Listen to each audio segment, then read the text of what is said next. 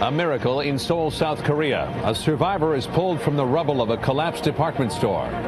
And Susan Smith goes on trial tomorrow for the murder of her two young sons. This is the CBS Evening News. And this is John Roberts reporting. Good evening. The collapse of a department store in South Korea faded from the headlines soon after it happened. But while the world turned to other events, rescuers persevered, combing the rubble piece by piece looking for victims. Today, 9 days after the collapse, a miracle. Bruce Dunning reports.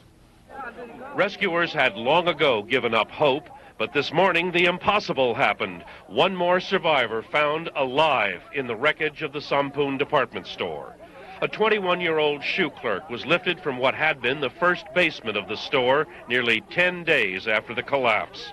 Rescuers wrapped his face in a towel to protect his eyes and carried him out of the debris where about 270 people are still believed buried.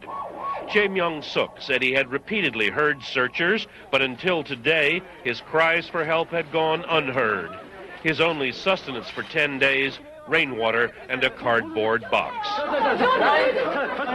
Doctors said Jae was dehydrated, but otherwise normal. His father, a volunteer rescue worker, said he was so excited he felt he could fly. And his mother said it seemed like a dream. Encouraged by Che's rescue, relatives of other missing people began protesting, accusing authorities of being too slow in the search for the missing. And Che told reporters the hardest part of his ordeal was that after two survivors close to him died a week ago, there was no one left to talk to.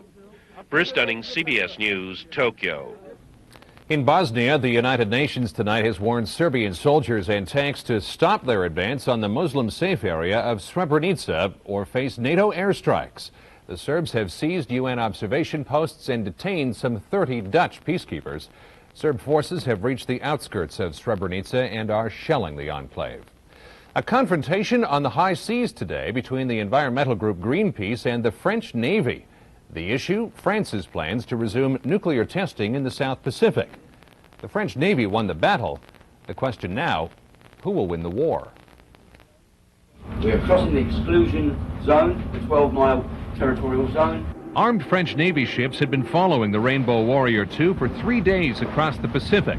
An hour and 45 minutes after it entered French territorial waters, the ships closed in. And they're giving one hell of a chase on us now. Firing tear gas, Navy commandos stormed the Rainbow Warrior. Greenpeace activist Stephanie Mills was in the radio room when they came aboard. They're using a very sharp axe that's going through the door at the moment. Greenpeace activists had hoped to land at the Mururoa Atoll, 650 miles east of Tahiti, to disrupt France's plans to resume testing of nuclear weapons in the area this fall. The landing was to coincide with the 10th anniversary of the sinking of the original Rainbow Warrior in Auckland, New Zealand's harbor. French scuba divers mined that ship July 10, 1985, to thwart similar Greenpeace efforts to protest nuclear testing, killing a Greenpeace photographer in the process. The tragic miscalculation turned sentiments in Greenpeace's favor and made it the world's leading environmental group. 2 weeks ago, a PR victory for Greenpeace in the high seas of the Atlantic. Protesters braving an assault from fireboats landed on an oil platform Royal Dutch Shell was planning to scuttle. The multinational corporation made an abrupt U-turn in the wake of those events and agreed to dismantle the rig on land. Greenpeace protesters had hoped to repeat a success they had had 3 years